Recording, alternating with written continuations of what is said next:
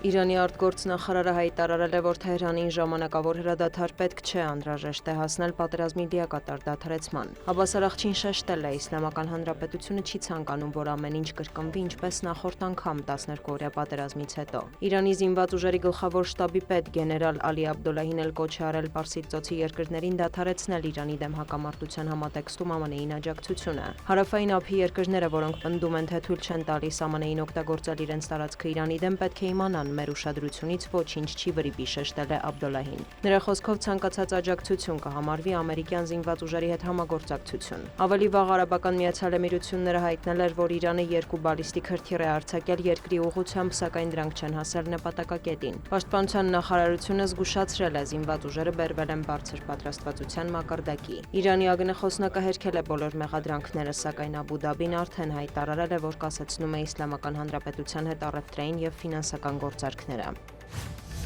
Գերագույն ռադան հաստատել է Եվգենի Խմարային Ուկրաինայի պաշտպանության նախարարի պաշտոնում։ Այն թափուր էր հուլիսի կեսերից, երբ Վոլոդիմիր Զելենսկին գործից ազատել էր Միխայիլ Ֆյոդորովին։ Ըստ ուկրաինական մամուլի պատճառն այն էր, որ Ֆյոդորովը լարված հարաբերություններ ուներ զինված ուժերի գլխավոր հրամանատար Ալեքսանդր Սիրսկու հետ, որն ավելի ուշ ևս հեռացվեց պաշտոնից։ Ֆյոդորովի պաշտոնանկությունից հետո Ուկրաինայի մի շարք քաղաքներում բողոքի ցույցեր սկսվեցին հաջակցություն նախկին նախարարի։ Ցույցերը մինչ օրս շարունակվում են։ Պաշտպանության նախարարի պաշտոնում Խմարային նշանակմանն ընթരാճ Ֆյոդորովը քննադատել էր իշխանություններին և կոչ արել ընտրություններ անցկացնել Ուկրաինայում չնայած ռազմական դրությանը։ Վոլոդիմիր Զելենսկին էլ աշխատանքից ազատել է իր գրասենյակի ղեկավարի տեղակալին Իրինա Մուդրայային։ Օգոստոսի 19-ի առավոտյան հայտնի էր դարձել, որ նրա տանը խուզարկություն է կատարվել։ Կոռուպցիայի դեմ պայքարի մարմինները հայտնել են, որ հանցավոր կազմակերպության բացահայտման հատուկ գործողություն են իրականացնում։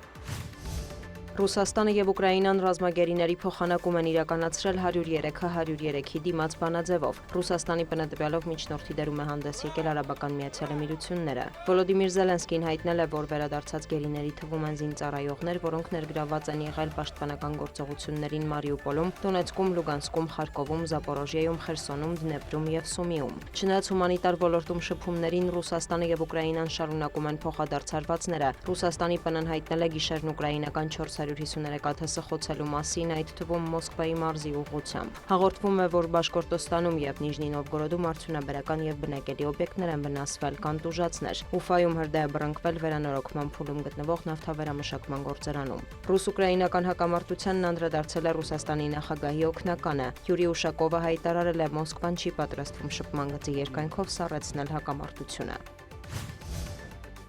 Ատոմային էներգիայի միջազգային գործակալության գլխավոր տնօրենը Դամասկոս այցի ընթացքում հայտարարել է, որ Սիրիայում մի քանի տոննա միջուկային նյութ է հայտնաբերվել։ Դրանք պահվել են Սիրիայի նախկին իշխանությունների օրոք կառուցված գաղտնի օբյեկտում։ Սիրիայի արտաքին գործերի նախարարը հայտնել է, որ ներկայիս իշխանություններն ինքնակամ թույլ են տվել գործակալության փորձագետներին մուտք գործել օբյեկտ ստուգումների համար։ Ասադ Ալ-Շեյբանին շեշտել է, թափանցիկությունը նոր կառավարության քաղաքականության կարևոր բաղադրիչներից է։ Ռաֆայել Գրոսին իր հերթին ընդգծել է, որ AMG-ն միջուկային համագործակցության նոր էջ է բացում Սիրիայի հետ։ Հայտնի է, որ բացահայտված օբյեկտի մասին Դամասկոսը պաշտոնական նամակով տեղեկացրել է օգոստոսի 17-ին։ Արդեն հաջորդ օրը ատոմային էներգիայի գործակալությունը ստուգումներ է անցկացրել։